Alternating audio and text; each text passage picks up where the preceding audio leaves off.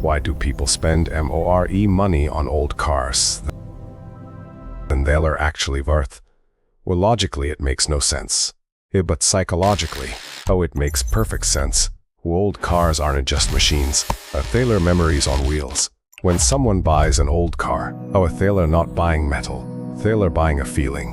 A moment they never wanted to lose. Whip psychology says, our strongest memories are created between the ages of 15 to 25. That's when life feels intense. First freedom. First love, first success. So when a 50-year-old buys his old car, hen's not buying a vehicle. Hen's trying to relive his best years.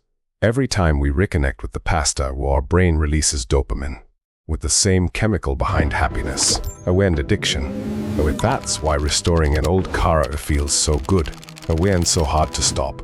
Cars aren't just transport. They're identity, a story of who you were or who you wanted to be. Buying that old car is like reclaiming a version of yourself that you lost.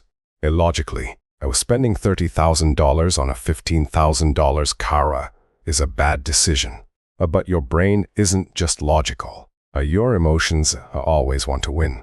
And most of the time they do. Once you start investing time, money, emotions, it becomes hard to stop. Because walking away feels like losing a part of yourself.